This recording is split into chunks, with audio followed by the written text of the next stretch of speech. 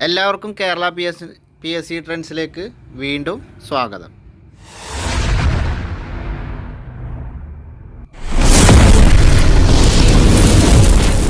നമ്മൾ SCRT 10ാം class text ബുക്കിലെ സമരവും സ്വാതന്ത്ര്യവും എന്നുള്ള ചാപ്റ്ററിൻ്റെ 1ാം ഭാഗമാണ് കഴിഞ്ഞ ക്ലാസ്സിൽ പറഞ്ഞു നിർത്തിയത്. അതിൻ്റെ 2ാം ഭാഗമാണ് ഇന്നത്തെ ക്ലാസ്സിൽ. നമ്മൾ ലാസ്റ്റ് പറഞ്ഞു നിർത്തിയത് നിയമലംഘന പ്രസ്ഥാനവും ഉപ്പു സത്യാഗ്രഹത്തെക്കുറിച്ചാണ്. ഇനി നമ്മൾ ഇതിൻ്റെ അടുത്ത ഭാഗമാണ്, അവസാന ഭാഗമാണ് ഈ ചാപ്റ്ററിൻ്റെ.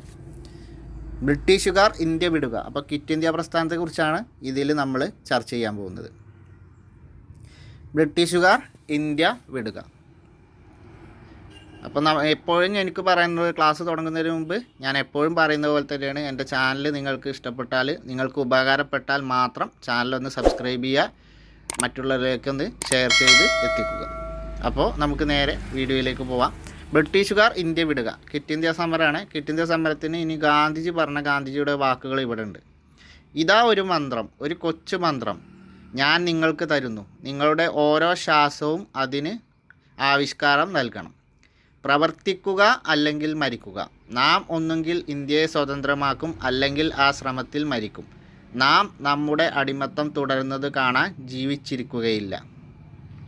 അപ്പോൾ ക്വിറ്റ് ഇന്ത്യ സമരവേളയിൽ ഗാന്ധിജി പ്രഖ്യാപിച്ചതാണ് പ്രവർത്തിക്കുക അല്ലെങ്കിൽ മരിക്കുക എന്നുള്ള മുദ്രാവാക്യം. അപ്പോൾ ക്വിറ്റ് ഇന്ത്യ സമരവേളയിൽ ഗാന്ധിജി പറഞ്ഞ വാക്കുകളാണ് ഇവിടെ ഉള്ളത്.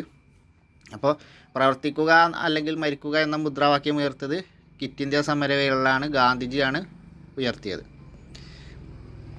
ഇനി നാം ഒന്നുകിൽ ഇന്ത്യയെ സ്വതന്ത്രമാക്കും, അല്ലെങ്കിൽ ആ ശ്രമത്തിൽ മരിക്കും എന്നൊക്കെ ഇടയിൽ നിന്ന് എടുത്ത് വരികൾ ചോദിക്കുകയാണെങ്കിൽ ഗാന്ധിജിയാണ്. അതുപോലെ നാം നമ്മുടെ അടിമത്തം തുടരുന്നത് കാണാൻ ജീവിച്ചിരിക്കുകയില്ല എന്ന് ചോദിച്ചാലും ഗാന്ധിജിയാണ്. അപ്പോൾ ഇതിലെ ഓരോ വാക്കുകളും ചിലപ്പോൾ ഏതെങ്കിലുമൊക്കെ ഒരു ഭാഗത്തുനിന്ന് മാത്രമൊക്കെ എടുത്ത് ചോദിക്കാം. അപ്പോൾ ഇതൊന്നുകൂടി ഫുള്ളായിട്ടൊന്നും കൂടി നമുക്ക് വായിക്കാം. അത് ഇതുപോലെ നോട്ട് ബുക്കിൽ നോട്ട് ചെയ്ത് വെച്ചാൽ മതി. എന്നിട്ട് ഇടയ്ക്കിടയ്ക്ക് എടുത്ത് റിവിഷൻ ചെയ്യുക. അപ്പോൾ നിങ്ങൾക്ക് ഇതിൻ്റെ ഏത് ഇടയിൽ നിന്ന് ചോദിച്ചാലും നിങ്ങൾക്ക് സുഖമായിട്ട് ആൻസർ ചെയ്യാം. ഇതാ ഒരു മന്ത്രം, ഒരു കൊച്ചു മന്ത്രം ഞാൻ നിങ്ങൾക്ക് തരുന്നു. നിങ്ങളുടെ ഓരോ ശ്വാസവും അതിന് ആവിഷ്കാരം നൽകണം. പ്രവർത്തിക്കുക അല്ലെങ്കിൽ മരിക്കുക. ഇത് പിന്നെ എപ്പോഴും എല്ലാവർക്കും കിട്ടുന്നതാണ്. നാം ഒന്നുകിൽ ഇന്ത്യയെ സ്വതന്ത്രമാക്കും, അല്ലെങ്കിൽ ആ ശ്രമത്തിൽ മരിക്കും. നാം നമ്മുടെ അടിമത്തം തുടരുന്നത് കാണാൻ ജീവിച്ചിരിക്കുകയില്ല. അപ്പോൾ ഈ വാക്കുകൾ നോട്ട് ചെയ്യണം. ഇനി ഇതിൽ 1942 ഓഗസ്റ്റ് 8 ബോംബെയിൽ ചേർന്ന കോൺഗ്രസ് സമ്മേളനത്തിൽ ഗാന്ധി ജനങ്ങളോട് പറഞ്ഞ വാക്കുകളാണ് ഇത്.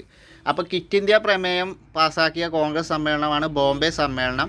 1942 ഓഗസ്റ്റ് 8 ക്വിറ്റ് ഇന്ത്യ പ്രമേയം പാസ്സാക്കിയത്. അപ്പോൾ ക്വിറ്റ് ഇന്ത്യ പ്രമേയം പാസ്സാക്കിയത് 1942 ഓഗസ്റ്റ് 8. ക്വിറ്റ് ഇന്ത്യ ദിനം എന്നാണെന്ന് ചോദിച്ചാൽ ഓഗസ്റ്റ് 9. ക്വിറ്റ് ഇന്ത്യ ദിനം ആഗസ്റ്റ് 9. 1942 ക്വിറ്റ് ഇന്ത്യ സമരം ആരംഭിച്ചത്. ക്വിറ്റ് ഇന്ത്യ പ്രമേയം പാസ്സാക്കിയ കോൺഗ്രസ് സമ്മേളനം ബോംബെ കോൺഗ്രസ് സമ്മേളനമാണ്. 1942 ഓഗസ്റ്റ് 8 ക്വിറ്റ് ഇന്ത്യ പ്രമേയം പാസ്സാക്കിയത്. ഇത്രയും കാര്യങ്ങളാണ് അതിൽ നോട്ട് ചെയ്യാനുള്ളത്. ക്വിറ്റ് ഇന്ത്യ പ്രമേയം പാസ്സാക്കിയത് 1942 ഓഗസ്റ്റ് 8, ക്വിറ്റ് ഇന്ത്യ ദിനം ഓഗസ്റ്റ് 9, പിന്നെ ബോംബെയിലെ കോൺഗ്രസ് സമ്മേളനത്തിലാണ് പാസ്സാക്കിയത്. അവസാന ബഹുജന സമരമായിരുന്നു ക്വിറ്റ് ഇന്ത്യ. അപ്പോൾ ഗാന്ധിജിയുടെ നേതൃത്വത്തിലുള്ള അവസാന ബഹുജന സമരം എന്ന് ചോദിച്ചാലും, ഇന്ത്യൻ നാഷണൽ കോൺഗ്രസിൻ്റെ നേതൃത്വത്തിലുള്ള അവസാന ബഹുജന സമരം എന്ന് ചോദിച്ചാലും ക്വിറ്റ് ഇന്ത്യ സമരമാണ്. പ്രീവിയസ് ക്വസ്റ്റ്യനാണ്. ഗാന്ധിജിയുടെ നേതൃത്വത്തിൽ ഇന്ത്യയിൽ നടന്ന അവസാന ബഹുജന സമരം എന്ന് ചോദിച്ചിട്ടുണ്ട്. ഇന്ത്യൻ നാഷണൽ കോൺഗ്രസിൻ്റെ നേതൃത്വത്തിൽ ഇന്ത്യയിൽ നടന്ന അവസാന ബഹുജന സമരം എന്നും ചോദിച്ചിട്ടുണ്ട്. രണ്ടും പ്രീവിയസ് ക്വസ്റ്റ്യനാണ്. രണ്ടിൻ്റെയും ആൻസർ ക്വിറ്റ് ഇന്ത്യ സമരമാണ്. അവസാന ബഹുജന സമരം ക്വിറ്റ് ഇന്ത്യ സമരമാണ്. ആദ്യത്തേതാണെങ്കിൽ റൗലറ്റ് ആക്ടിനെതിരെയുള്ളതാണ്. ആദ്യത്തെ ദേശീയ സമരം, ഗാന്ധിജിയുടെ ആദ്യത്തെ ദേശീയ സമരം റൗലറ്റ് ആക്ടിനെതിരെയുള്ള സമരമായിരുന്നു. അവസാനത്തേത് ക്വിറ്റ് ഇന്ത്യ സമരം.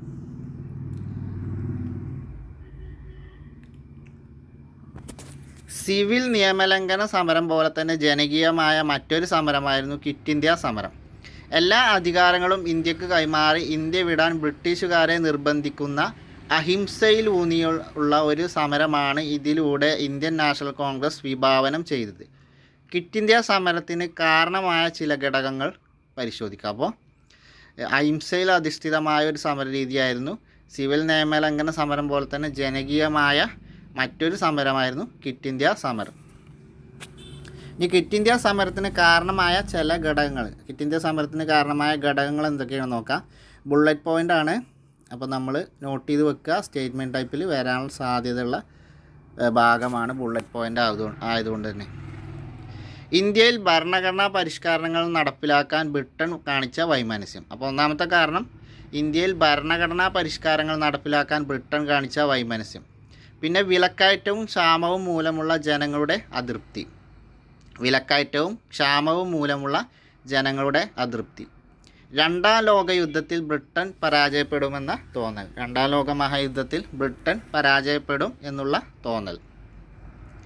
അപ്പോൾ ക്വിറ്റ് ഇന്ത്യ സമരത്തിന് കാരണമായ ഘടകങ്ങൾ എന്തൊക്കെയാണെന്ന് വെച്ചാൽ ഇന്ത്യയിൽ ഭരണഘടനാ പരിഷ്കാരങ്ങൾ നടപ്പിലാക്കാൻ ബ്രിട്ടൻ കാണിച്ച വൈമനസ്യം, വിലക്കയറ്റവും ക്ഷാമവും മൂലമുള്ള ജനങ്ങളുടെ അതൃപ്തി, രണ്ടാം ലോക മഹായുദ്ധത്തിൽ ബ്രിട്ടൻ പരാജയപ്പെടുമെന്ന തോന്നൽ. ഈ കാരണങ്ങൾ കൊണ്ടാണ് ക്വിറ്റ് ഇന്ത്യ സമരം ക്വിറ്റ് ഇന്ത്യ സമരത്തിന് കാരണമായ ഘടകങ്ങളാണ് ഈ 3 ഘടകങ്ങൾ. അപ്പോൾ ബുള്ളറ്റ് പോയിൻ്റ് ആയതുകൊണ്ട് നോട്ട് ചെയ്ത് വെക്കുക. സ്റ്റേറ്റ്മെൻറ്റ് ടൈപ്പ് ക്വസ്റ്റ്യനിൽ പ്രതീക്ഷിക്കാവുന്ന ഒരു ഭാഗമാണ്.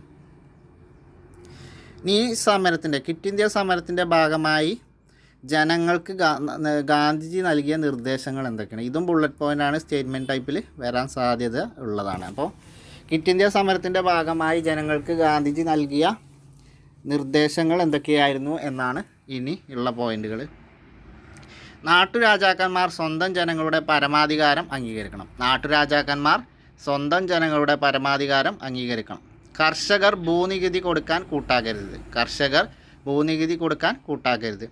സർക്കാർ ജീവനക്കാർ രാജിവെക്കാതെ ദേശീയ പ്രസ്ഥാനത്തോട് കൂറ് പരസ്യമാക്കണം. സർക്കാർ ജീവനക്കാർ രാജിവെക്കാതെ തന്നെ ദേശീയ പ്രസ്ഥാനത്തോടുള്ള കൂറ് പരസ്യമാക്കണം. ഇനി പട്ടാളക്കാർ സ്ഥാനങ്ങൾ വെടിയാതെ സ്വന്തം ആൾക്കാർക്ക് നേരെ വെടിവെക്കാൻ വിസമ്മതിക്കണം. പട്ടാളക്കാർ സ്ഥാനങ്ങൾ വെടിയാതെ സ്വന്തം ആൾക്കാർക്ക് നേരെ വെടിവെക്കാൻ വിസമ്മതിക്കണം. അപ്പോൾ ക്വിറ്റ് ഇന്ത്യ സമരകാലത്ത് ജനങ്ങൾക്ക് ഗാന്ധിജി നൽകിയ പ്രധാനപ്പെട്ട 4 നിർദ്ദേശങ്ങൾ എന്തൊക്കെയാണെന്ന് വെച്ചാൽ, നാട്ടുരാജാക്കന്മാർ സ്വന്തം ജനങ്ങളുടെ പരമാധികാരം അംഗീകരിക്കണം. കർഷകർ ഭൂനികുതി കൊടുക്കാൻ കൂട്ടാക്കരുത്. സർക്കാർ ജീവനക്കാർ രാജിവെക്കാതെ ദേശീയ പ്രസ്ഥാനത്തോട് കൂറ് പരസ്യമാക്കണം. പട്ടാളക്കാരോട് പറഞ്ഞത് പട്ടാളക്കാർ സ്ഥാനങ്ങൾ വെടിയാതെ സ്വന്തം ആൾക്കാർക്കു നേരെ വെടിവെക്കാൻ വിസമ്മതിക്കണം.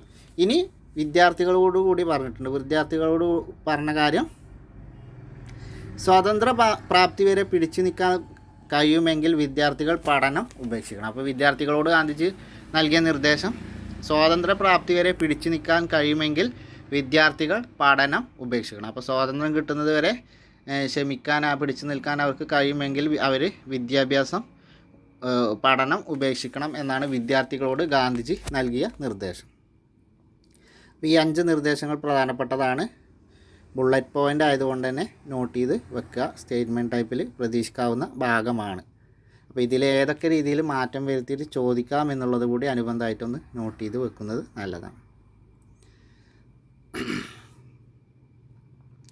ഇനി ഗാന്ധിജി അടക്കമുള്ള നേതാക്കളെ അറസ്റ്റ് ചെയ്ത ബ്രിട്ടീഷ് സർക്കാർ പ്രക്ഷോഭത്തെ അതിക്രൂരമായി നേരിട്ടു. അക്രമാസക്തരായ ജനങ്ങൾ പലയിടത്തും ഗവൺമെൻറ് കെട്ടിടങ്ങൾ, ഇലക്ട്രിക് ലൈനുകൾ, ഗതാഗത മാർഗങ്ങൾ തുടങ്ങിയവ തകർത്തു. അപ്പോൾ ഗാന്ധിജി ഉൾപ്പെടെയുള്ള നേതാക്കളെ ക്വിറ്റ് ഇന്ത്യ സമയത്ത് അറസ്റ്റ് ചെയ്തു. ഏകദേശം 20,000-20,000 നേതാക്കളെ, ഗാന്ധിജി, നെഹ്റു ഉൾപ്പെടെ 20,000 നേതാക്കളെ അറസ്റ്റ് ചെയ്തു എന്നുള്ളതാണ് ഒരു ഏകദേശ കണക്ക് ആ സമയത്ത്. അപ്പോൾ അത്രയും വലിയ ഒരു ബഹുജന സമരമായിരുന്നത്. അപ്പോൾ ബ്രിട്ടീഷുകാർ അവരെ അറസ്റ്റ് ചെയ്ത് പ്രക്ഷോഭത്തെ അതിക്രൂരമായി നേരിട്ടു. അക്രമാസക്തരായ ജനങ്ങൾ പലയിടങ്ങളിലും ഗവൺമെൻറ് കെട്ടിടങ്ങളും, ഇലക്ട്രിക് ലൈനുകൾ, ഗതാഗത മാർഗങ്ങൾ തുടങ്ങിയവ തകർത്തു. 1942 അവസാനിക്കുമ്പോൾ ഇന്ത്യയാകെ സമരത്തിൻ്റെ തീച്ചൂളയിലായിരുന്നു. സ്വാതന്ത്ര്യം നേടാനുള്ള ഇന്ത്യൻ ജനതയുടെ നിശ്ചയദാർഢ്യത്തിൻ്റെ തെളിവായിരുന്നു ക്വിറ്റ് ഇന്ത്യ പ്രസ്ഥാനം. ഇനി വേറിട്ട വഴികൾ. അപ്പോൾ ഗാന്ധിജിയുടേത് അഹിംസയിൽ അധിഷ്ഠിതമായ വഴികളാണെങ്കിൽ അതിൽ നിന്ന് വിഭിന്നമായി ഹിംസാത്മക തീവ്ര നിലപാടോടുകൂടിയുള്ള കുറേ ആളുകളും ആ കാലഘട്ടത്തിൽ ഉണ്ടായിരുന്നു. അപ്പോൾ ഇനി അവരെക്കുറിച്ചാണ് പറയുന്നത്. അതിനു മുമ്പ് നമുക്ക് സുഭാഷ് ചന്ദ്രബോസിൻ്റെ പ്രധാനപ്പെട്ട ഒരു വാക്കുകളുണ്ട്. പൊതുജവികാരം അതിൻ്റെ പാരമ്യത്തിൽ എത്തി നിൽക്കുമ്പോൾ പിന്മാറ്റത്തിൻ്റെ കാഹളം പുറപ്പെടുവിക്കുന്നത് ഒരു ദേശീയ ദുരന്തത്തിൽ കുറഞ്ഞത് മറ്റൊന്നുമല്ല. ചൗരി ചൗര സംഭവത്തെ തുടർന്ന് നിസ്സഹകരണ പ്രസ്ഥാനം ഗാന്ധിജി പിൻവലിച്ചപ്പോഴാണ് സുഭാഷ് ചന്ദ്രബോസ് ഇപ്രകാരം പറഞ്ഞത്. പൊതുജനവികാരം അതിൻ്റെ പാരമ്യത്തിൽ എത്തി നിൽക്കുമ്പോൾ പിന്മാറ്റത്തിൻ്റെ കാഹളം പുറപ്പെടുവിക്കുന്നത് ഒരു ദേശീയ ദുരന്തത്തിൽ കുറഞ്ഞ മറ്റൊന്നുമല്ല. അപ്പോൾ ദേശീയ ദുരന്തം എന്ന് സുഭാഷ് ചന്ദ്രബോസ് വിശേഷിപ്പിച്ചത് നിസ്സഹകരണ പ്രസ്ഥാനം പിൻവലിച്ചതിനെയാണ്. ഇനി മഹാത്മയുടെ പ്രധാന കൂട്ടാളികളായ ദേശബന്ധു CR ദാസ്, മോത്തിലാൽ നെഹ്റു, ലാലാ ലജ്പത് റായ്, പിന്നെ ഞാനും ജയിലിൽ വെച്ച് പൊതുജനങ്ങളുടെ പ്രതിഷേധത്തോടൊപ്പം ചേർന്നു. മഹാത്മാഗാന്ധിയുടെ ഈ പിന്മാറ്റത്തിൽ ദുഃഖിതനും രോഷാകുലനുമായ ദേശബന്ധുവിനെയായിരുന്നു ഞാൻ ജയിലിൽ വെച്ച് കണ്ടത്. അപ്പോൾ അന്നത്തെ സുഭാഷ് ചന്ദ്രബോസ് അദ്ദേഹത്തിൻ്റെ അനുഭവമാണ് ഇതിൽ പറഞ്ഞത്. അപ്പോൾ ഗാന്ധിജി നിസ്സഹകരണ പ്രസ്ഥാനം പിൻവലിച്ചതിനോട് ശക്തമായ എതിർപ്പുള്ള നേതാക്കളായിരുന്നു സുഭാഷ് ചന്ദ്രബോസ്, CR ദാസ് ദേശബന്ധു, ചിത്രരഞ്ജൻ ദാസ്, അതുപോലെ മോത്തിലാൽ നെഹ്റു, ലാലാ ലജ്പത് റായ് തുടങ്ങിയ നേതാക്കൾ. ഇനി നമ്മളിവിടെ മുകളിൽ സൂചിപ്പിച്ചായിരുന്നു തന്നെ ചൗരി ചൗര സംഭവത്തെ തുടർന്ന് ഗാന്ധിജി നിസ്സഹകരണ സമരം പിൻവലിച്ചതിന് എതിരെ സുഭാഷ് ചന്ദ്രബോസ് പറഞ്ഞ വാക്കുകളാണ് ഇത് എന്നുള്ളത്. ഇത്തരത്തിൽ ഗാന്ധിയൻ സമര രീതികളിൽ നിന്നും ആശയങ്ങളിൽ നിന്നും വ്യത്യസ്തമായ കാഴ്ചപ്പാടുകളുണ്ടായിരുന്ന പ്രസ്ഥാനങ്ങളും വ്യക്തികളും ഇന്ത്യൻ ദേശീയ സമരത്തിൽ നിർണായക പങ്കുവഹിച്ചിരുന്നു. ഇന്ത്യയുടെ സ്വാതന്ത്ര്യം തന്നെയായിരുന്നു അവരുടെ ലക്ഷ്യം. അപ്പോൾ ഗാന്ധിയുടെ ആശയങ്ങളോട് തീർത്തും വിഭിന്നമായ ആളുകളും അന്ന് ദേശീയ പ്രസ്ഥാനത്തിൻ്റെ ഭാഗമായി പ്രവർത്തിച്ചിട്ടുണ്ട്. എല്ലാവരുടെയും ലക്ഷ്യം, പരമപ്രധാനമായ ലക്ഷ്യം സ്വാതന്ത്ര്യം തന്നെയായിരുന്നു. പക്ഷേ മാർഗം പല വിധത്തിലായിരുന്നു. അപ്പോൾ ഇനി എന്നുള്ള പോയിൻ്റാണ്, ഗാന്ധിജിയുടെ ബഹിഷ്കരണ സമര രീതിയെ എതിർത്ത CR ദാസ്, മോത്തിലാൽ നെഹ്റു എന്നിവർ 1923 സ്വരാജ് പാർട്ടിക്ക് രൂപം നൽകി. അപ്പോൾ സ്വരാജ് പാർട്ടി രൂപീകരിച്ചത് ആരാണ് ചോദിച്ചാൽ ചിത്രരഞ്ജൻ ദാസും മോത്തിലാൽ നെഹ്റു. അപ്പോൾ മോത്തിലാൽ നെഹ്റുവും CR ദാസും ചേർന്ന് രൂപീകരിച്ച പാർട്ടിയാണ് സ്വരാജ് പാർട്ടി. വർഷം 1923. ഇത് പ്രീവിയസ് ക്വസ്റ്റ്യൻ ആണ്. ഇതിൽ വന്ന ചോദ്യങ്ങൾ നമുക്ക് നോക്കാം. സ്വരാജ് പാർട്ടി രൂപീകരിച്ചത് ആര് എന്ന് ചോദിച്ചാൽ CR ദാസ് അല്ലെങ്കിൽ മോത്തിലാൽ നെഹ്റു. ഓപ്ഷനിൽ ഏതാണോ തന്നത് അത് എഴുതാം. പിന്നെ സ്വരാജ് പാർട്ടി രൂപീകരിച്ച വർഷം 1923. രണ്ടും പ്രീവിയസ് ക്വസ്റ്റ്യൻ ആണ്. ഇനി സ്വരാജ് പാർട്ടി രൂപീകരിച്ചിട്ട് ഇവർ ചെയ്തത് എന്താണ്? നിയമനിർമ്മാണ സഭകളെ നമ്മൾ ബഹിഷ്കരിക്കുകയല്ല, മറിച്ച് പോരാട്ടത്തിനും ബദൽ അഭിപ്രായത്തിനുമുള്ള വേദികളാക്കണമെന്ന് അവർ ആവശ്യപ്പെടുകയും നിയമനിർമ്മാണ സഭകളിലേക്ക് മത്സരിക്കുകയും ചെയ്തു. ക്രമേണ ഗാന്ധിയൻ സമരരീതികളോടുള്ള വിയോജിപ്പ് കൂടുതൽ ശക്തമായ രീതിയിൽ പ്രകടമാക്കാൻ തുടങ്ങി. അപ്പോൾ ഗാന്ധിജി പൂർണ്ണാർത്ഥത്തിൽ നിസ്സഹകരിക്കുകയാണെങ്കിൽ ഇവരെന്ത് ചെയ്ത ബഹിഷ്കരിക്കുകയല്ല വേണ്ടത്, നമ്മളും ബ്രിട്ടീഷ് കൗൺസിലിലേക്ക് മത്സരിക്കണമെന്നും തെരഞ്ഞെടുപ്പുകളിൽ മത്സരിക്കണം, എന്നിട്ട് അവിടെ അഭിപ്രായ സ്വാതന്ത്ര്യത്തിനുള്ള വേദികളാക്കി മാറ്റണം എന്നുള്ള അഭിപ്രായത്തിൽ ഇവർ തെരഞ്ഞെടുപ്പിലൊക്കെ മത്സരിച്ചു സ്വരാജ് പാർട്ടിയുടെ നേതൃത്വത്തിൽ. പഞ്ചാബ്, രാജസ്ഥാൻ, ഉത്തർപ്രദേശ്, ബീഹാർ എന്നിവിടങ്ങളിലെ വിപ്ലവകാരികൾ ഡൽഹിയിൽ വെച്ച് 1928 ഹിന്ദുസ്ഥാൻ സോഷ്യലിസ്റ്റ് റിപ്പബ്ലിക്കൻ അസോസിയേഷൻ എന്ന സംഘടനയ്ക്ക് രൂപം നൽകി.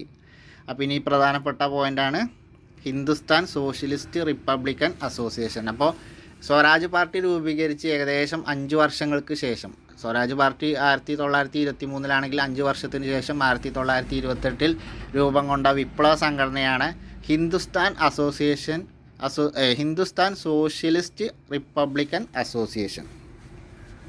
അപ്പോൾ ഹിന്ദുസ്ഥാൻ സോഷ്യലിസ്റ്റ് റിപ്പബ്ലിക്കൻ അസോസിയേഷൻ എന്ന വിപ്ലവ സംഘടന രൂപം കൊണ്ടു 1928. അപ്പോൾ സ്വാതന്ത്ര്യ സമര കാലഘട്ടത്തിൽ രൂപം കൊണ്ട വിപ്ലവ സംഘടന ഏതാണെന്ന് ചോദിച്ചാൽ ഹിന്ദുസ്ഥാൻ സോഷ്യലിസ്റ്റ് റിപ്പബ്ലിക്കൻ അസോസിയേഷൻ. വർഷം ചോദിക്കുകയാണെങ്കിൽ 1928. ഇനി ഇത് എവിടെയൊക്കെയുള്ള വിപ്ലവകാരികൾ ചേർന്ന് രൂപീകരിച്ചതെന്ന് ചോദിച്ചാൽ പഞ്ചാബ്, രാജസ്ഥാൻ, ഉത്തർപ്രദേശ്, ബീഹാർ എന്നിവിടങ്ങളിലെ വിപ്ലവകാരികൾ ചേർന്ന് രൂപീകരിച്ച സംഘടനയാണ്. ഇനി അവരാരൊക്കെയാണ്? ഭഗത് സിംഗ്, ചന്ദ്രശേഖർ ആസാദ്, രാജ്ഗുരു, സുഖ്ദേവ്. അപ്പോൾ 1928 ഹിന്ദുസ്ഥാൻ സോഷ്യലിസ്റ്റ് റിപ്പബ്ലിക്കൻ അസോസിയേഷൻ, അതിന് രൂപം നൽകാൻ നേതൃത്വം നൽകിയത് ഭഗത് സിംഗ്, ചന്ദ്രശേഖർ ആസാദ്, രാജ്ഗുരു, സുഖ്ദേവ്. അപ്പോൾ ഭഗത് സിംഗ്, ചന്ദ്രശേഖർ ആസാദ്, രാജ്ഗുരു, സുഖ്ദേവ് എന്നിവർ ചേർന്ന് രൂപം നൽകിയ സംഘടനയാണ് ഹിന്ദുസ്ഥാൻ സോഷ്യലിസ്റ്റ് റിപ്പബ്ലിക്കൻ അസോസിയേഷൻ. വർഷം 1928. ഇതൊരു വിപ്ലവ സംഘടനയായിരുന്നു.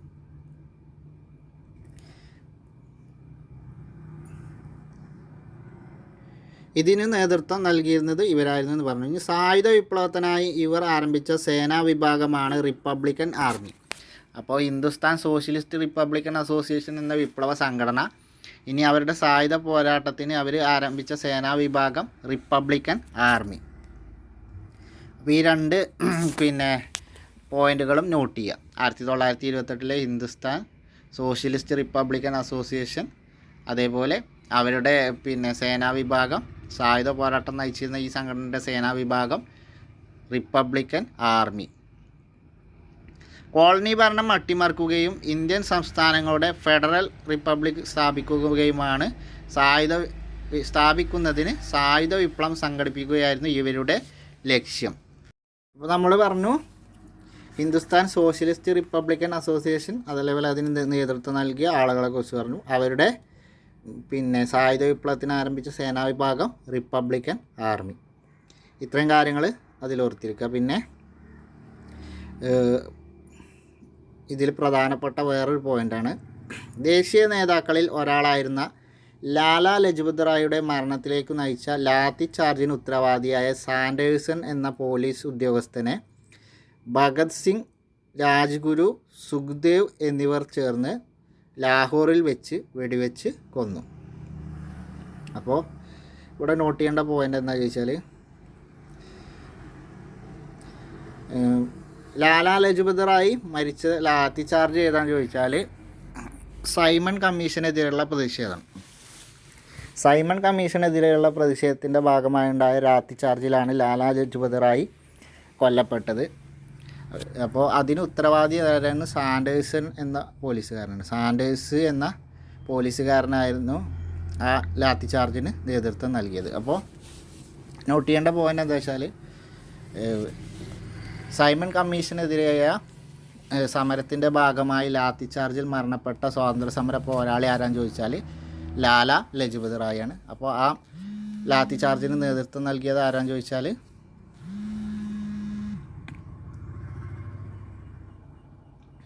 ലാലാ ലജ്പത് റായിയാണ്.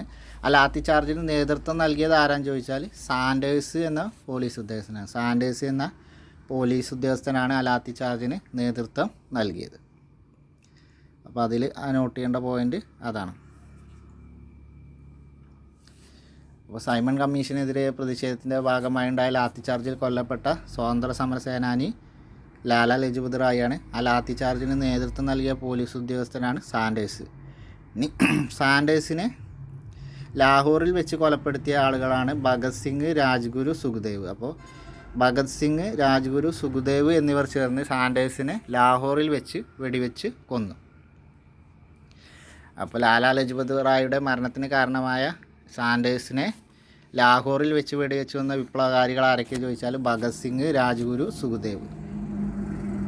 പൗരാവകാശങ്ങൾ പരിമിതപ്പെടുത്താനായുള്ള കരിനിയമങ്ങൾ പാസ്സാക്കുന്നതിൽ പ്രതിഷേധിച്ചുകൊണ്ട് ഭഗത് സിംഗും ബതുകേശ്വർ ദത്തും ചേർന്ന് സെൻട്രൽ ലെജിസ്ലേറ്റീവ് അസംബ്ലിയിൽ ബോംബെറിഞ്ഞു. അപ്പോൾ സെൻട്രൽ ലെജിസ്ലേറ്റീവ് അസംബ്ലിയിൽ ബോംബെറിഞ്ഞത് ആരൊക്കെയെന്ന് ചോദിച്ചാൽ ഭഗത് സിംഗും ബതുകേശ്വർ ദത്തുമാണ്. ബതുകേശ്വർ ദത്തും ഭഗത് സിംഗുമാണ് സെൻട്രൽ അസംബ്ലിയിൽ ബോംബെറിഞ്ഞത്. എന്തിനാണ്? കരിനിയമങ്ങൾ പാസ്സാക്കുന്നതിൽ പ്രതിഷേധിച്ചാണ്. അപ്പോൾ കരിനിയമങ്ങൾ പാസ്സാക്കുന്നതിൽ പ്രതിഷേധിച്ച് സെൻട്രൽ അസംബ്ലിയിൽ ബോംബെറിഞ്ഞത് ബതുകേശ്വർ ദത്തും ഭഗത് സിംഗും ചേർന്നാണ്. ആ സെൻട്രൽ ലെജിസ്ലേറ്റീവ് അസംബ്ലിയിൽ ബോംബെറിഞ്ഞതിനെ തുടർന്ന് അറസ്റ്റ് വരിച്ചു. 1931 മാർച്ച് 23 ഭഗത് സിംഗിനെയും സുഖ്ദേവിനെയും രാജ്ഗുരുവിനെയും ബ്രിട്ടീഷ് സർക്കാർ തൂക്കിലേറ്റി. അപ്പോൾ ഭഗത് സിംഗ്, രാജ്ഗുരു, സുഖ്ദേവ് എന്നിവരെ തൂക്കിലേറ്റിയത് 1931 ബതുകേശ്വർ ദത്തിനെ നാടുകടത്തുകയും ചെയ്തു. അപ്പോൾ ബതുകേശ്വർ ദത്തിനെ നാടുകടത്തി ഭഗത് സിംഗ്, രാജ്ഗുരു, സുഖ്ദേവ് എന്നീ വിപ്ലവകാരികളെ 1931 മാർച്ച് 23 ബ്രിട്ടീഷ് സർക്കാർ തൂക്കിലേറ്റി. അപ്പോൾ 1931 മറ്റൊരു പ്രത്യേകത എന്താണ്? രണ്ടാം വട്ടമേശ സമ്മേളനം നടന്ന വർഷമാണ്. ഗാന്ധിജി പങ്കെടുത്ത ഏക വട്ടമേശ സമ്മേളനവും രണ്ടാം വട്ടമേശ സമ്മേളനമാണ്. അപ്പോൾ ആ വർഷം തന്നെ മാർച്ച് 23 ഭഗത് സിംഗിനെയും സുഖ്ദേവിനെയും രാജഗുരുവിനെയും ബ്രിട്ടീഷ് സർക്കാർ തൂക്കിലേറ്റിയത്. അപ്പോൾ ഇതാണ് നോട്ട് ചെയ്യേണ്ട പോയിൻ്റ്. അപ്പോൾ സെൻട്രൽ ലെജിസ്ലേറ്റീവ് അസംബ്ലിയിലേക്ക് ബോംബ് എറിഞ്ഞത് ഭഗത് സിംഗും Batukeshwar ദത്തുമാണ്. Batukeshwar ദത്തും Bhagat സിംഗാണ് central legislative അസംബ്ലിയിലേക്ക് bomb എറിഞ്ഞത്. ഇനി ഭഗത് സിംഗ് ബതുകേശ്വർ ദത്തിന് അയച്ചൊരു കത്തുണ്ട്, ഇവിടെ ജസ്റ്റ് കൊടുത്തിട്ടുണ്ട്. അത് നമുക്ക് ജസ്റ്റ് ഒന്ന് വായിച്ചു പോവാം. പ്രിയമിത്രമേ, കേസിൻ്റെ വിധി പ്രഖ്യാപിക്കപ്പെട്ട് കഴിഞ്ഞിരിക്കുന്നു. സാമ്രാജ്യത്വം എനിക്ക് തൂക്കുകയറാണ് വിധിച്ചിരിക്കുന്നത്. ഈ ഇരുണ്ട ജയിലറകളിൽ മറ്റു തടവുകാരോടൊപ്പം ഞാനും തൂക്കിക്കൊല കാത്തിരിക്കുന്നു. ഒരു പക്ഷേ സഖാക്കളുടെ എല്ലാം പ്രാർത്ഥന ഏത് വിധേനയും ഈ തൂക്കുകയറിൽ നിന്ന് രക്ഷപ്പെടുക എന്നുള്ളതാണ്. എന്നാൽ എൻ്റെ കാര്യമാകട്ടെ ഇവരിൽ നിന്ന് വ്യത്യസ്തമാണ്. എൻ്റെ ദേശത്തിനും ഞാൻ ജീവനോട് ചേർത്ത ആദർശത്തിനു വേണ്ടി തൂക്കുമരത്തെ ആശ്ലേഷിക്കാനും ആ സുദിനവും കാത്തിരിക്കുകയാണ് ഞാൻ. അത്യാഹ്ലാദത്തോടു കൂടി ഞാൻ കൊലക്കുരുക്കിൽ കയറും. ധീരദേശാഭിമാനികൾ ഒരു ദേശത്തിന് വേണ്ടി എങ്ങനെയാണ് തങ്ങളുടെ പ്രാണൻ വെടിയുന്നത് എന്ന് ഞാൻ ലോകത്തിന് കാണിച്ചു കൊടുക്കും. വധശിക്ഷയാണല്ലോ എനിക്ക് വിധിച്ചിരിക്കുന്നത്. എന്നാൽ എന്നിൽ നിന്ന് തികച്ചും വിഭിന്നമായി നിങ്ങൾക്ക് ജീവപര്യന്തം നാടുകടത്തിൽ നിന്നുള്ള ശിക്ഷയാണ് കിട്ടിയിരിക്കുന്നത്. അപ്പോഴും നിങ്ങൾ ജീവിക്കും. ജീവിതം പ്രകാശം തുടരുമ്പോൾ നിങ്ങൾ ലോകത്തിന് പറഞ്ഞു കൊടുക്കേണ്ടത് സമര വിപ്ലവകാരികൾ തങ്ങളുടെ ആദർശങ്ങൾക്ക് വേണ്ടി മരിക്കാൻ തയ്യാറാവുക മാത്രമല്ല ചെയ്യുന്നത്, ഏത് ആപത്ഘട്ടത്തെയും തലയുയർത്തിപ്പിടിച്ച് നേരിടാൻ തയ്യാറാണ് എന്നതാണ്. മൃദു ലൗകിക പ്രയാസങ്ങളിൽ നിന്ന് ഒളിച്ചോടാനുള്ള ഒരു വഴിയാകരുത്. കൊലക്കാരിൽ നിന്ന് ഉറങ്ങി നടക്കാൻ കഴിഞ്ഞ വിപ്ലവ സഖാക്കൾ ജീവിക്കുകയും തങ്ങൾ കൊലമരത്തിലേറാൻ ഉത്സുകരാണെന്ന് മാത്രമല്ല, കൊഴുത്ത ഇരുട്ടിൻ്റെ ജയിൽ ഭിത്തികൾക്കുള്ളിൽ കിടന്ന് അതിക്രൂരമായ പീഡനങ്ങൾ പോലും സഹിക്കുകയും ചെയ്യുമെന്ന് ലോകത്തിന് പറഞ്ഞു കൊടുക്കണം. ലാഹോറിലെ സെൻട്രൽ ജയിലിൽ നിന്ന് ബതുകേശ്വർ ദത്തിന് ഭഗത് സിംഗ് എഴുതിയ കത്താണ്. ഇനി ഇന്ത്യൻ സമരത്തിനായി രൂപീകരിക്കപ്പെട്ട വിപ്ലവ പ്രസ്ഥാനങ്ങളും അവയുടെ നേതാക്കളും ഏതൊക്കെയാണെന്ന് നോക്കാം. അപ്പോൾ ഇന്ത്യൻ സ്വാതന്ത്ര്യ സമര പോരാട്ടത്തിന് വേണ്ടി രൂപീകരിച്ച പ്രധാനപ്പെട്ട വിപ്ലവ സംഘടനകളും അതിൻ്റെ നേതാക്കളും. Abhinav Bharat society V D. സവർക്കറാണ്. അഭിനവ് ഭാരത് സൊസൈറ്റി രൂപീകരിച്ചത് വി.ഡി. സവർക്കറാണ്. അനുശീലൻ സമിതി ബരീന്ദർ കുമാർ ഘോഷും പുലിൻ ബിഹാരി ദാസും. അനുശീലൻ സമിതി ബരീന്ദർ കുമാർ ഘോഷ്, പുലിൻ ബിഹാരി ദാസ്. ഗദ്ദർ പാർട്ടി ലാല ഹർദയാൽ. ഗദ്ദർ പാർട്ടി രൂപീകരിച്ചത് ലാല ഹർദയാൽ. ഇന്ത്യൻ റിപ്പബ്ലിക്കൻ ആർമിയോ സൂര്യാസെന്നാണ് Indian Republican army. Indian Socialist Republican Association Chandrashekhar Azad, Bhagat Singh, Rajguru, Sukhdev എന്നിവർ. അപ്പോൾ മറ്റു വിപ്ലവ സംഘടനകൾ ഏതൊക്കെയാണ് സ്വാതന്ത്ര്യ പോരാട്ടത്തിന് വേണ്ടി രൂപം കൊണ്ടത്? Abhinav Bharat society V D. സവർക്കർ, ഇത് പ്രീവിയസ് ക്വസ്റ്റ്യൻ ആണ്. അനുശീലൻ സമിതി, ഇതും പ്രീവിയസ് ക്വസ്റ്റ്യൻ ആണ്. ബരീന്ദർ കുമാർ ഘോഷ് അല്ലെങ്കിൽ പുരി ബിഹാരി ദാസ്, ഓപ്ഷനിൽ ഏതാണോ അത് കൊടുക്കുക. ഗദ്ദർ പാർട്ടി പ്രീവിയസ് ക്വസ്റ്റ്യൻ ആണ്. Lala Hardayal, Ghadar party Lala Hardayal. Indian Republican army Surya Sen, Indian Republican army Surya Sen, Indian Republican army Surya Sen. ഇത്രയും പാർട്ടികളാണ് പ്രധാനപ്പെട്ട വിപ്ലവ പാർട്ടികളും അത് രൂപീകരിച്ച നേതാക്കന്മാരും. ഇനി നമ്മളിവിടെ പറഞ്ഞ റിപ്പബ്ലിക്കൻ ആർമിയും ഇന്ത്യൻ റിപ്പബ്ലിക്കൻ ആർമിയും വ്യത്യാസമുണ്ട്. റിപ്പബ്ലിക്കൻ ആർമി എന്ന് പറഞ്ഞാൽ പിന്നെ ഭഗത് സിംഗ് രൂപീകരിച്ച വിപ്ലവ സംഘടനയുടെ സായുധ വിഭാഗമാണ്. ഇന്ത്യൻ റിപ്പബ്ലിക്കൻ ആർമിയാണ് ഇവിടെ സൂര്യസെൻ സ്ഥാപിച്ചത്, ഇന്ത്യൻ റിപ്പബ്ലിക്കൻ ആർമി. മറ്റേത് റിപ്പബ്ലിക്കൻ ആർമി. അപ്പോൾ രണ്ടും അങ്ങോട്ടും ഇങ്ങോട്ടും മാറിപ്പോവാതെ നോക്കണം. ഇത് ഇന്ത്യൻ റിപ്പബ്ലിക്കൻ ആർമിയും മറ്റേത് വെറും റിപ്പബ്ലിക്കൻ ആർമിയും. PSC ആണ്, നമ്മളെ ട്രാപ്പിൽപ്പെടുത്താൻ പല രീതിയിലും ചോദ്യങ്ങൾ വരും. റഷ്യൻ വിപ്ലവത്തിൽ നിന്ന് പ്രചോദനം ഉൾക്കൊണ്ട് 1930കളോടെ സോഷ്യലിസ്റ്റ് ആശയങ്ങൾ ഇന്ത്യയിൽ പ്രചരിക്കാൻ തുടങ്ങി. ഈ ആശയങ്ങൾ കോൺഗ്രസിനുള്ളിലെ ഒരു വിഭാഗത്തെയും സ്വാധീനിച്ചു. ജവഹർലാൽ നെഹ്റു, സുഭാഷ് ചന്ദ്രബോസ്, ജയപ്രകാശ് നാരായണൻ, അരുണ ആസിഫ് അലി എന്നിവർ ചേർന്ന് അസഫ് അലി എന്നിവർ ചേർന്ന് കോൺഗ്രസ് പാർട്ടിക്കുള്ളിൽ കോൺഗ്രസ് സോഷ്യലിസ്റ്റ് വിഭാഗത്തിന് നേതൃത്വം നൽകി. അപ്പോൾ കോൺഗ്രസ് സോഷ്യലിസ്റ്റ് വിഭാഗത്തിന് നേതൃത്വം നൽകിയ പ്രധാന നേതാക്കളാണ് ജവഹർലാൽ നെഹ്റു, സുഭാഷ് ചന്ദ്രബോസ്, ജയപ്രകാശ് നാരായണൻ, അരുണ, അസഫ് അലി. 1934 ബോംബെയിൽ ചേർന്ന സമ്മേളനത്തിൽ ജയപ്രകാശ് നാരായണൻ്റെ നേതൃത്വത്തിൽ കോൺഗ്രസ് സോഷ്യലിസ്റ്റ് പാർട്ടി രൂപപ്പെട്ടു. അപ്പോൾ കോൺഗ്രസ് സോഷ്യലിസ്റ്റ് പാർട്ടി രൂപം കൊണ്ടത് 1934 രൂപീകരിച്ചത് ജയപ്രകാശ് നാരായണനാണ്. വർഷം 1934. അപ്പോൾ 1934 ബോംബെയിൽ വെച്ച് രൂപീകരിച്ച കോൺഗ്രസ് സോഷ്യലിസ്റ്റ് പാർട്ടി രൂപീകരിച്ചത് ജയപ്രകാശ് നാരായണനാണ്. ക്വിറ്റ് ഇന്ത്യ സമരകാലത്തിൽ കോൺഗ്രസ് സോഷ്യലിസ്റ്റ് പാർട്ടി പ്രവർത്തകർ വളരെ സജീവമായിരുന്നു. ഗാന്ധിജി അടക്കമുള്ള കോൺഗ്രസിൻ്റെ മുൻനിര നേതാക്കളെല്ലാം അറസ്റ്റിലായപ്പോൾ ഒളിവിൽ നിന്നുകൊണ്ട് സമരത്തിന് ശക്തമായ പിന്തുണ നൽകിയത് ജയപ്രകാശ് നാരായണൻ, അരുണ, അസഫ് അലി തുടങ്ങിയവരാണ്. അപ്പോൾ ക്വിറ്റ് ഇന്ത്യ സമരനായിക എന്നറിയപ്പെടുന്നത് അരുണ അസഫ് അലിയാണ്. അവരങ്ങനെ വിശേഷിപ്പിച്ചത് മഹാത്മാ ഗാന്ധിയാണ്.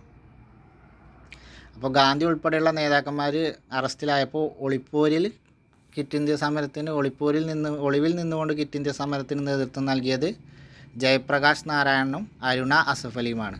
കോൺഗ്രസ് സോഷ്യലിസ്റ്റ് പാർട്ടി നേതാക്കളായിരുന്നു ഇരുവരും. കോൺഗ്രസ് സോഷ്യലിസ്റ്റ് പാർട്ടി രൂപീകരിച്ചത് ബോംബെയിലാണ്. 1934 ജയപ്രകാശ് നാരായണനായിരുന്നു രൂപീകരിച്ചത്. ഇനി ഗാന്ധിയൻ സമരരീതികളോട് പല ഘട്ടത്തിലും വിയോജിപ്പ് പ്രകടിപ്പിച്ച ആളായിരുന്നു സുഭാഷ് ചന്ദ്രബോസ്.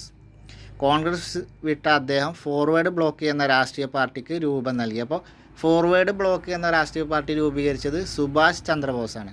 ഫോർവേഡ് ബ്ലോക്ക് എന്ന രാഷ്ട്രീയ പാർട്ടി രൂപീകരിച്ചത് സുഭാഷ് ചന്ദ്രബോസാണ്. പിന്നെ ഇന്ത്യൻ നാഷണൽ ആർമി രൂപീകരിച്ചതോ റാഷ് ബിഹാരി ബോസാണ് ഇന്ത്യൻ നാഷണൽ ആർമി അഥവാ INA രൂപീകരിച്ചത്. അപ്പോൾ ഇവിടെ നോട്ട് ചെയ്യേണ്ട പോയിന്റ് ഫോർവേഡ് ബ്ലോക്ക് രൂപീകരിച്ചത് സുഭാഷ് ചന്ദ്രബോസും ഇന്ത്യൻ നാഷണൽ ആർമി രൂപീകരിച്ചത് റാഷ് ബിഹാരി ബോസുമാണ്. അപ്പോൾ ഇന്ത്യൻ നാഷണൽ ആർമിയുടെ ഉത്തരവാദിത്തം പിന്നീട് സുഭാഷ് ചന്ദ്രബോസ് ഏറ്റെടുത്തു. സിംഗപ്പൂരിൽ വെച്ച് സ്വതന്ത്ര ഭാരതത്തിന് ഒരു താൽക്കാലിക ഗവൺമെൻറ് അദ്ദേഹത്തിൻ്റെ നേതൃത്വത്തിൽ രൂപീകരിച്ചു. ബ്രിട്ടീഷുകാരെ ഇന്ത്യൻ മണ്ണിൽ നിന്ന് തൂത്തെറിയാനുള്ള സമരം നടത്തുക എന്നതായിരുന്നു താൽക്കാലിക ഗവൺമെൻറ്റിൻ്റെ പ്രധാന ചുമതല. ഇനി ഇതിൽ നോട്ട് ചെയ്യേണ്ട പ്രധാന ഒരു പോയിൻ്റാണ് ഇന്ത്യൻ നാഷണൽ ആർമിയുടെ വനിതാ വിഭാഗം ഏതാണ് എന്നുള്ളത്. അപ്പോൾ ഇന്ത്യൻ നാഷണൽ ആർമിയുടെ വനിതാ വിഭാഗമായ ഝാൻസി റാണി റെജിമെൻറ്റ്.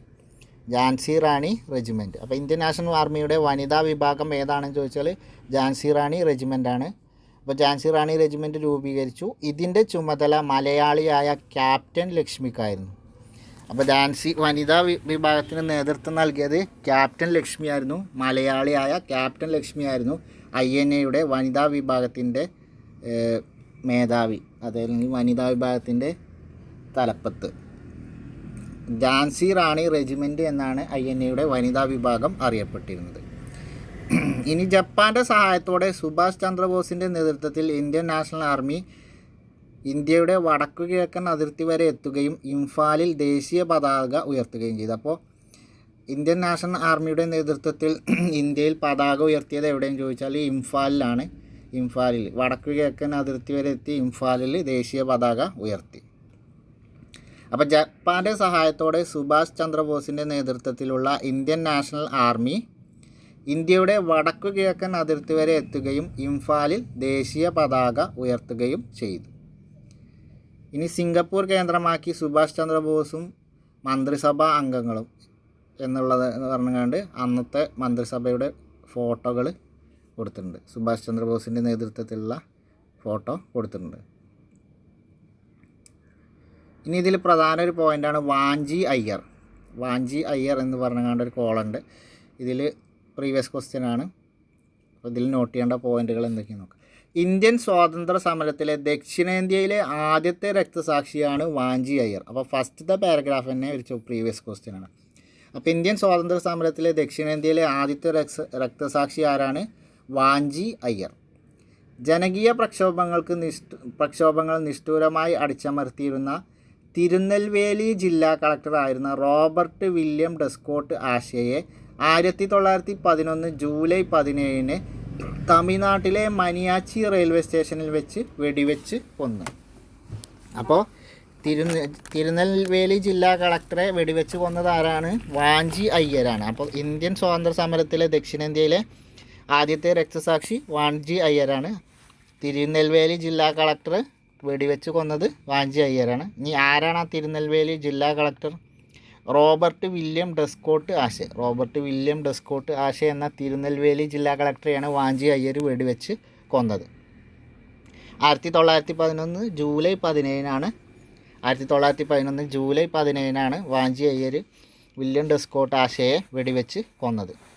ഇനി തമിഴ്നാട്ടിലെ മനിയാച്ചി റെയിൽവേ സ്റ്റേഷനിൽ വെച്ചാണ്. തമിഴ്നാട്ടിലെ മനിയാച്ചി റെയിൽവേ സ്റ്റേഷനിൽ വെച്ചാണ് Vanchi Iyer William d'Escourt ആശയെ 1911 July 17 വെടിവെച്ച് കൊന്നത്. അദ്ദേഹം ബ്രിട്ടീഷുകാർക്ക് പിടികൊടുക്കാതെ ആ ഫ്ലാറ്റിൽ വെച്ച് തന്നെ ആത്മാഹൂതി ചെയ്തു. ബ്രിട്ടീഷുകാർക്ക് പിടികൊടുക്കാതെ ആ ബ്രിട്ടീഷുകാർക്ക് പിടികൊടുക്കാതെ അതേ പ്ലാറ്റ്ഫോമിൽ വെച്ച് തന്നെ അദ്ദേഹം ആത്മാഹൂതി ചെയ്യുകയാണ് ഉണ്ടായത്. അപ്പോൾ വാഞ്ചി അയ്യർ ദക്ഷിണേന്ത്യയിലെ ആദ്യത്തെ രക്തസാക്ഷി. പിന്നെ തിരുനെൽവേലി ജില്ലാ കളക്ടറെ വെടിവെച്ചു കൊന്നു. മനിയാച്ചി റെയിൽവേ സ്റ്റേഷൻ 1911 ജൂലൈ 17. ഇനി വില്യം ഡെസ്കോട്ട് ആശെ ആയിരുന്നു തിരുനെൽവേലി ആ ജില്ലാ കളക്ടർ. അപ്പോൾ ഇത്രയും കാര്യങ്ങളാണ് അവിടെ ഓർത്തിരിക്കാനുള്ളത്. ഇനി പ്രീവിയസ് ക്വസ്റ്റ്യൻ തന്നെയാണ്. മാഡം കാമയുടെ വന്ദേമാതരം പ്രസിദ്ധീകരണത്തിൽ വന്ന വഴികളാണ്. വാഞ്ചി ഉതിർത്ത വെടിയുണ്ടകൾ നൂറ്റാണ്ടുകളായി അടിമത്തത്തിലായിരുന്ന ഒരു രാജ്യത്തെ ഗാഢനിദ്രയിൽ നിന്നും ഉയർത്തി. വാഞ്ചി ഉതിർത്ത വെടിയുണ്ടകൾ നൂറ്റാണ്ടുകളായി അടിമത്തത്തിലായിരുന്ന ഒരു രാജ്യത്തെ ഗാഢനിദ്രയിൽ നിന്നും ഉണർത്തി. വാഞ്ചി അയ്യരെ കുറിച്ച് ഇങ്ങനെ പറഞ്ഞത് മാഡം ഭിക്കാജി കാമയാണ്. അവരുടെ വന്ദേ മാതരം പ്രസിദ്ധീകരണത്തിലാണ് മാഡം ഭിക്കാജി കാമ ഇങ്ങനെ എഴുതിയത്. വന്ദേ മാതരം പ്രസിദ്ധീകരണത്തിലാണ് മാഡം ഭിക്കാജി കാമ ഇങ്ങനെ എഴുതിയത്. ഇനി തൊഴിലാളി കർഷക പ്രസ്ഥാനങ്ങൾ എന്ന് പറഞ്ഞിട്ടാണ് അടുത്ത ഹെഡിങ് വരുന്നത്.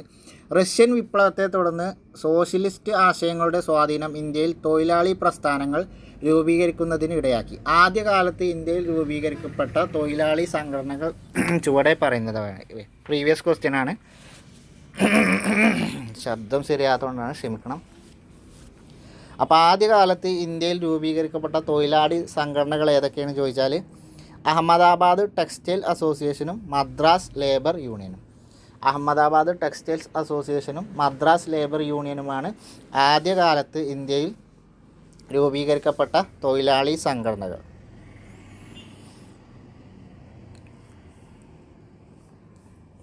ഇനി 1920 NM ജോഷി, ലാലാ ലജ്പത് റായ് എന്നിവർ മുൻകൈയെടുത്ത് അഖിലേന്ത്യാ ട്രേഡ് യൂണിയൻ കോൺഗ്രസ് AITUC രൂപീകരിച്ചു. അപ്പോൾ AITUC രൂപീകരിച്ച വർഷം 1920 MN റോയും ലാലാ ലജ്പത് റായിയാണ് AITUC രൂപീകരിച്ചത്. അപ്പോൾ NM ജോഷി, ലാലാ ലജ്പത് റായ്, റോയി അല്ല, NM ജോഷി, ലാലാ ലജ്പത് റായ് എന്നിവർ മുൻകൈയെടുത്താണ് AITUC രൂപീകരിച്ചത്. അപ്പോൾ 1920 AITUC രൂപീകരിച്ചത്. NM ജോഷിയും ലാലാ ലജ്പത് റായുമാണ് അതിന് നേതൃത്വം നൽകിയത്. ഇനി AITUCൻ്റെ പ്രധാനപ്പെട്ട 3 ലക്ഷ്യങ്ങൾ എന്തൊക്കെയാണ്? തൊഴിലാളി വർഗം എന്ന നിലയിൽ സംഘടിക്കുകയും പ്രവർത്തിക്കുകയും ചെയ്യുക. ഇന്ത്യൻ തൊഴിലാളി വർഗം രാജ്യത്തിന് പുറത്തുള്ള തൊഴിലാളി വർഗവുമായി ചേർന്ന് പ്രവർത്തിക്കുക. സ്വാതന്ത്ര്യത്തിന് വേണ്ടിയുള്ള പോരാട്ടത്തിൽ സജീവ പങ്കുവഹിക്കുക. അപ്പോൾ AITUCൻ്റെ 3 പ്രധാനപ്പെട്ട ലക്ഷ്യങ്ങൾ എന്തൊക്കെയാണ്? തൊഴിലാളി വർഗം എന്ന നിലയിൽ സംഘടിക്കുകയും പ്രവർത്തിക്കുകയും ചെയ്യുക. ഇന്ത്യൻ തൊഴിലാളി വർഗം രാജ്യത്തിന് പുറത്തുള്ള തൊഴിലാളി വർഗവുമായി ചേർന്ന് പ്രവർത്തിക്കുക. സ്വാതന്ത്ര്യത്തിന് വേണ്ടിയുള്ള പോരാട്ടത്തിൽ സജീവ പങ്കുവഹിക്കുക. ഇനി സ്വാതന്ത്ര്യത്തിന് വേണ്ടിയുള്ള പോരാട്ടത്തിൽ സജീവ പങ്കുവഹിക്കുക, ഇത്രയും കാര്യങ്ങളായിരുന്നു. ഇനി ബ്രിട്ടീഷുകാരുടെ നികുതി ഇനങ്ങളും സെമീന്ദാർമാരുടെ ചൂഷണവും കാർഷിക ഉൽപ്പന്നങ്ങൾക്കുണ്ടായ വിലയിടിവും കർഷകരുടെ ഇടയിൽ കൂട്ടായ്മയുടെ ആവശ്യകത ബോധ്യപ്പെടുത്തി. ഇത് കർഷക പ്രസ്ഥാനങ്ങളുടെ രൂപീകരണത്തിന് കാരണമായി. NG രംഗ അടക്കമുള്ള കർഷക നേതാക്കളുടെ ശ്രമഫലമായി ലാഹോറിൽ വെച്ച് അഖിലേന്ത്യാ കിസാൻ കോൺഗ്രസ് സ്ഥാപിതമായി. അപ്പോൾ ഇവിടെ നോട്ട് ചെയ്യേണ്ട പോയിൻ്റ് എന്താ വെച്ചാൽ അഖിലേന്ത്യാ കിസാൻ കോൺഗ്രസ് സ്ഥാപിച്ചത് ആരാണെന്ന് ചോദിച്ചാൽ NG രംഗയാണ്. അപ്പോൾ അഖിലേന്ത്യാ കിസാൻ കോൺഗ്രസ് സ്ഥാപിച്ചത് NG രംഗ. അപ്പോൾ അഖിലേന്ത്യാ കിസാൻ സഭ എന്ന് പിന്നീട് പേര് മാറിയത് ഈ സംഘടന. അപ്പോൾ അഖിലേന്ത്യാ കിസാൻ കോൺഗ്രസ് എന്ന സംഘടനയാണ് പിന്നീട് അഖിലേന്ത്യാ കിസാൻ സഭ എന്നായത്. അപ്പോൾ അഖിലേന്ത്യാ കിസാൻ സഭ എന്ന് ചോദിച്ചാലും അഖിലേന്ത്യാ കിസാൻ കോൺഗ്രസ് എന്ന് ചോദിച്ചാലും അത് സ്ഥാപിച്ചത് ആരാണെന്ന് ചോദിച്ചാൽ NG രംഗയാണ്. അപ്പോൾ NG രംഗ അഖിലേന്ത്യാ കിസാൻ കോൺഗ്രസ് അല്ലെങ്കിൽ അഖിലേന്ത്യാ കിസാൻ സഭ. ഇതാണ് ഇവിടെ നോട്ട് ചെയ്യേണ്ട പ്രധാന പോയിന്റ്. അപ്പോൾ അഖിലേന്ത്യാ കിസാൻ സഭ അല്ലെങ്കിൽ അഖിലേന്ത്യാ കിസാൻ കോൺഗ്രസ് രൂപീകരിച്ചത് NG രംഗയാണ്. NG രംഗ. ബോംബെയിൽ അഖിലേന്ത്യാ കിസാൻ സമിതി സമ്മേളനത്തിൽ വെച്ച് കർഷകരുടെ ആവശ്യങ്ങൾ ഉൾക്കൊള്ളിച്ചുകൊണ്ട് ഒരു കിസാൻ മാനിഫെസ്റ്റോക്ക് രൂപം നൽകി. ഇതിൽ ഉൾപ്പെടുത്തിയ ചില ആവശ്യങ്ങൾ.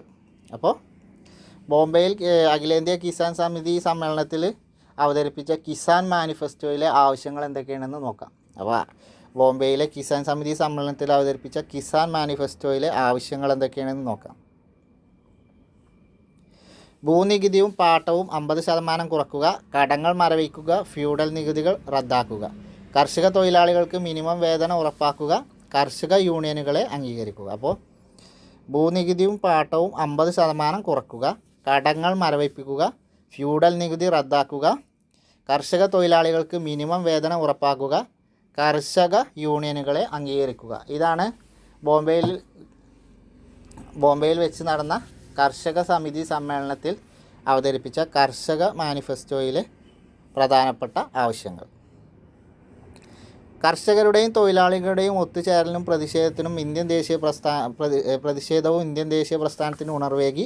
ബ്രിട്ടീഷുകാരുടെ സാമ്രാജ്യത്വ നയങ്ങളെയും ഇന്ത്യയിൽ നിന്ന ഫ്യൂഡൽ വ്യവസ്ഥയും ഒരുപോലെ എതിർത്ത തൊഴിലാളി സംഘടനകളും തൊഴിലാളികളുടെയും കർഷകരുടെയും നിലപാടുകൾ ഇന്ത്യയുടെ വിവിധ സ്ഥലങ്ങളിൽ കലാപങ്ങൾക്കും സമരങ്ങൾക്കും വഴിവെച്ചു. ഇനി പ്രീവിയസ് ക്വസ്റ്റ്യൻ ആണ്, പ്രധാനപ്പെട്ട പോയിൻ്റാണ്, ഈ കോളമാണ്. ഈ സമരങ്ങളും നടന്ന സ്ഥലങ്ങളും എന്നുള്ളത് ഓർത്തിരിക്കുക. അപ്പോൾ കർഷക തൊഴിലാളി സമരങ്ങളാണ് ഉദാഹരണമാണ്, അവ നടന്ന സ്ഥലങ്ങളുമാണ്. തേബാഗ സമരം പ്രീവിയസ് ക്വസ്റ്റ്യൻ ആണ്. തേബാഗ സമരം നടന്നത് ബംഗാളിലാണ്. തെലങ്കാന സമരം ആന്ധ്രാപ്രദേശ്, അത് പിന്നെ നമുക്ക് കിട്ടും. നാവിക കലാപം ബോംബെയിലാണ്.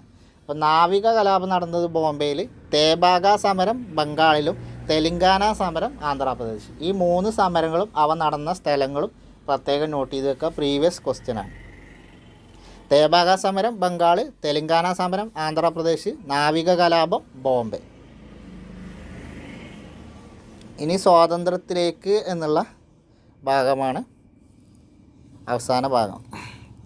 രണ്ടാം ലോക യുദ്ധം ലോകത്താകമാനം സാമ്രാജ്യത്തിൻ്റെ തകർച്ചയ്ക്ക് കാരണമായി. ബ്രിട്ടൻ സാമ്പത്തികമായി ദുർബലമാവുകയും അതുവഴി കോളനികൾ നിലനിർത്താനുള്ള ശേഷി നഷ്ടപ്പെടുകയും ചെയ്തു. ഏഷ്യയിലും ആഫ്രിക്കയിലും സ്വാതന്ത്ര്യ സമരങ്ങൾ ശക്തിപ്പെട്ടതും ലോകത്തെ വൻശക്തികളായി വളർന്നു വന്ന അമേരിക്കയും സോവിയറ്റ് യൂണിയനും കോളനി വാഴ്ചയ്ക്കെതിരെ നിലപാടെടുത്തതും ഇന്ത്യക്ക് സ്വാതന്ത്ര്യം നൽകാൻ ബ്രിട്ടനെ നിർബന്ധിതമാക്കി. ഇന്ത്യയോട് അനുഭാവം പുലർത്തിയിരുന്ന ക്ലെമൻ്റ് ആറ്റ്ലിയുടെ നേതൃത്വത്തിൽ ലേബർ പാർട്ടി ബ്രിട്ടനിൽ അധികാരത്തിൽ വന്നതും സ്വാതന്ത്ര്യ സമ്പാദനം എളുപ്പമാക്കി. അപ്പോൾ ഇവിടെ നോട്ട് ചെയ്യേണ്ട പോയിൻ്റ് എന്താ വെച്ചാൽ, ഇന്ത്യക്ക് സ്വാതന്ത്ര്യം കിട്ടുമ്പോൾ ബ്രിട്ടീഷ് പ്രധാനമന്ത്രി ആരാന്ന് ചോദിച്ചാൽ ക്ലെമൻ്റ് ആറ്റ്ലിയാണ്. ക്ലെമൻ്റ് ആറ്റ്ലിയാണ് ഇന്ത്യക്ക് സ്വാതന്ത്ര്യം കിട്ടുമ്പോൾ ബ്രിട്ടീഷ് പ്രധാനമന്ത്രി. ലേബർ പാർട്ടിയായിരുന്നു അധികാരത്തിൽ. അപ്പോൾ ലേബർ പാർട്ടി, ക്ലെമൻ്റ് ആറ്റ്ലി എന്നിവ ഓർത്തിരിക്കുക. ഇന്ത്യക്ക് സ്വാതന്ത്ര്യം കിട്ടുമ്പോൾ ബ്രിട്ടീഷ് പ്രധാനമന്ത്രിയും അദ്ദേഹത്തിൻ്റെ പാർട്ടിയും. അതേപോലെ അന്നത്തെ വൈസ്രോയി ആരാണ്? മൗണ്ട് ബാറ്റനാണ് വൈസ്രോയി. അപ്പോൾ ഇന്ത്യക്ക് സ്വാതന്ത്ര്യം കിട്ടുമ്പോൾ വൈസ്രോയി ആരാന്ന് ചോദിച്ചാൽ മൗണ്ട് ബാറ്റനാണ്. എന്നാൽ മുഹമ്മദ് അലി ജിന്നയുടെ നേതൃത്വത്തിൽ സർവേന്ത്യ ലീഗ് പാകിസ്ഥാൻ എന്ന പ്രത്യേക രാജ്യം വേണമെന്ന് ആവശ്യപ്പെട്ടു. തുടർന്ന് ഈ പ്രശ്നം പരിഹരിച്ച് ഇന്ത്യക്ക് സ്വാതന്ത്ര്യം നൽകാനുള്ള പ്രവർത്തനങ്ങൾക്കായി മൗണ്ട് ബാറ്റൻ പ്രഭുവിനെ ഇന്ത്യയുടെ വൈസ്രോയി ആയി നിയമിച്ചു. അപ്പോൾ ഇന്ത്യക്ക് സ്വാതന്ത്ര്യം കിട്ടുമ്പോൾ ഇന്ത്യയുടെ വൈസ്രോയി മൗണ്ട് ബാറ്റൻ പ്രഭുവാണ്. ഇന്ത്യയുടെ വൈസ്രോയിയെ നിയമിച്ചു. ഇന്ത്യയെ വിഭജിക്കാതെ അധികാര കൈമാറ്റം സാധ്യമല്ലെന്ന് വാദിച്ച മൗണ്ട് ബാറ്റൻ അതിനുവേണ്ടി തയ്യാറാക്കിയതാണ് മൗണ്ട് ബാറ്റൻ പദ്ധതി. അപ്പോൾ ഇന്ത്യയെ വിഭജിക്കാതെ സ്വാതന്ത്ര്യം സാധ്യമല്ലെന്ന് വാദിച്ച മൗണ്ട് ബാറ്റൻ തയ്യാറാക്കിയ പദ്ധതിയാണ് മൗണ്ട് ബാറ്റൻ പദ്ധതി. മൗണ്ട് ബാറ്റൻ പദ്ധതി എന്താണെന്ന് നോക്കുന്നതിന് മുമ്പ് നമ്മളിവിടെ ഒരു കോളമുണ്ട്, അത് നോക്കാം. അതിർത്തി ഗാന്ധി രാഷ്ട്രവാദത്തെയും ഇന്ത്യയുടെ വിഭജനത്തെയും ശക്തമായി എതിർത്തിരുന്ന നേതാവാണ് ഖാൻ അബ്ദുൽ ഗാഫർ ഖാൻ. ഇന്ത്യയുടെ വടക്കു പടിഞ്ഞാറൻ അതിർത്തി പ്രദേശങ്ങളിൽ നിരവധി സമരങ്ങൾക്ക് നേതൃത്വം നൽകിയ അദ്ദേഹത്തെ ഇന്ത്യയുടെ വിഭജനം ദുഃഖിപ്പിച്ചു.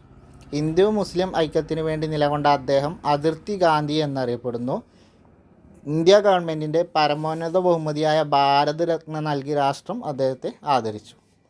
അപ്പോൾ അതിർത്തി ഗാന്ധി എന്നറിയപ്പെടുന്നത് ആരാണെന്ന് ചോദിച്ചാൽ ഖാൻ അബ്ദുൽ ഗാഫർ ഖാനാണ്. അദ്ദേഹത്തിന് രാജ്യം ഭാരത് രത്ന നൽകി ആദരിച്ചു. അതേപോലെ വടക്കു പടിഞ്ഞാറൻ അതിർത്തി പ്രദേശങ്ങളിൽ നിരവധി സമരങ്ങൾക്ക് നേതൃത്വം നൽകി. നമ്മൾ ഉപ്പ് സത്യാഗ്രഹത്തിൻ്റെ സമയത്ത് വടക്കു പടിഞ്ഞാറൻ പ്രദേശങ്ങളിൽ നേതൃത്വം നൽകിയത് ഖാൻ അബ്ദുൽ ഗാഫർ ഖാനായിരുന്നു. ഇന്ത്യ വിഭജനത്തെയും ദ്വിരാഷ്ട്രവാദത്തെയും ശക്തമായി എതിർത്ത ഒരു സ്വാതന്ത്ര്യ സമര നേതാവായിരുന്നു ഖാൻ അബ്ദുൽ ഗാഫർ ഖാൻ. അപ്പോൾ അത് നോട്ട് ചെയ്യുക. ഇനി മൗണ്ട് ബാറ്റൺ പദ്ധതി എന്താണെന്ന് നോക്കാം.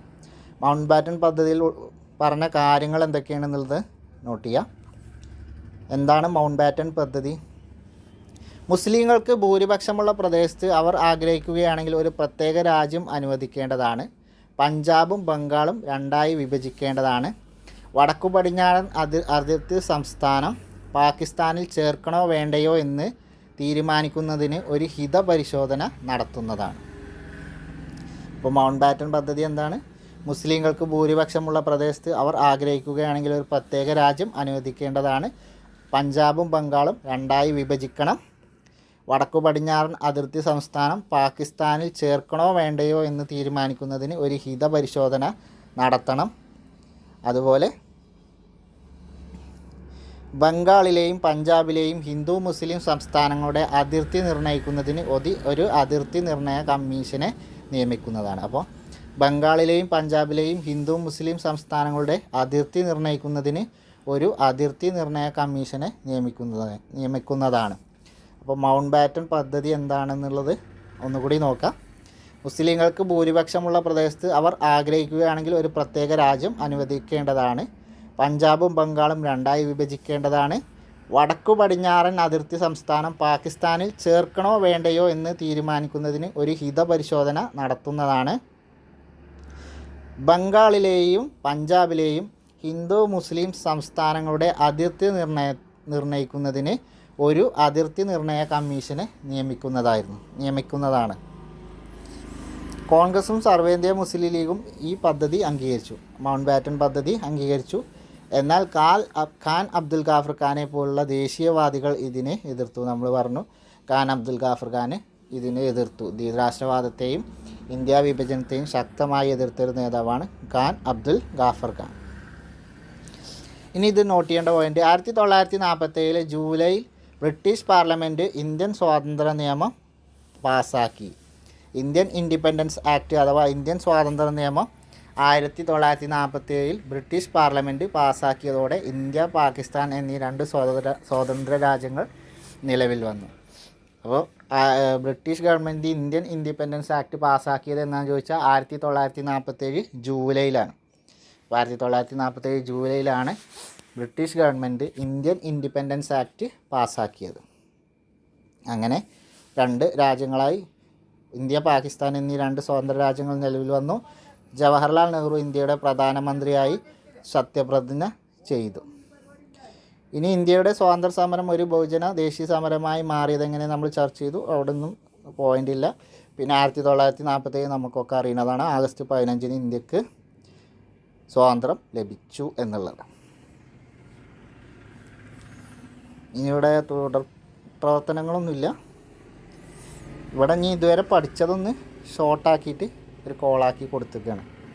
സമരവും സ്വാതന്ത്ര്യവും എന്നുള്ളത്. പ്രാദേശിക സമരങ്ങൾ: ചമ്പാരനിലെ നീലം കർഷക സമരം, അഹമ്മദാബാദ് തുണിമിൽ സമരം, ഖേദ സമരം. ദേശീയ സമരങ്ങൾ: നിസ്സഹകരണ സമരം, സിവിൽ നിയമലംഘന സമരം, ക്വിറ്റ് ഇന്ത്യ സമരം. അതിൽ നിയമലംഘന സമരത്തിൻ്റെ ഭാഗമായിട്ട് ധരാസാന സമരവും ഉപ്പ് സത്യാഗ്രഹം.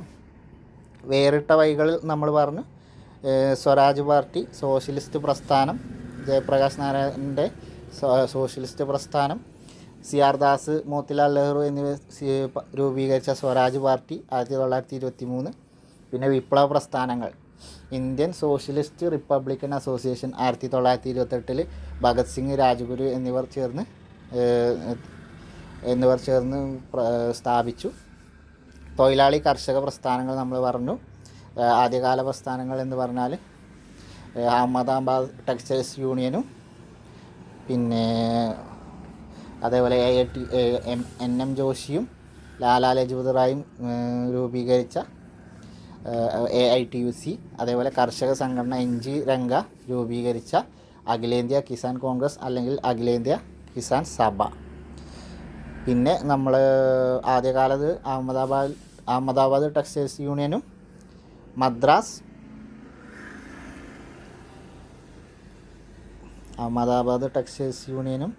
മദ്രാസ് ലേബർ യൂണിയനും ആദ്യകാല സംഘടനകൾ.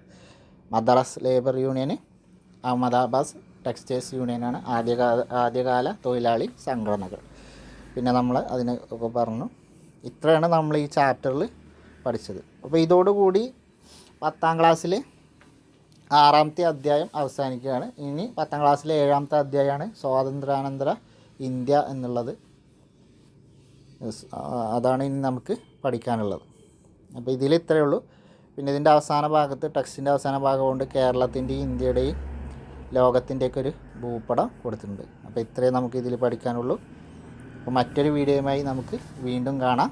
ഇനി ഈ മൊഡ്യൂളിൽ ആകെ SCERTയിൽ കവർ ചെയ്യാൻ ഒരു ചാപ്റ്ററും കൂടി ഉള്ളൂ. അത് 10ാം ക്ലാസ്സിലെ 7ാമത്തെ അധ്യായമാണ്. അതുകൂടി കഴിഞ്ഞാൽ ഈ മൊഡ്യൂൾ ഇവിടെ അവസാനിക്കും. ഇനി അടുത്ത മൊഡ്യൂളായ ഇന്ത്യൻ കോൺസ്റ്റിറ്റ്യൂഷൻ എന്നുള്ള ഭാഗം നമുക്ക് ഉടനെ ആരംഭിക്കാം.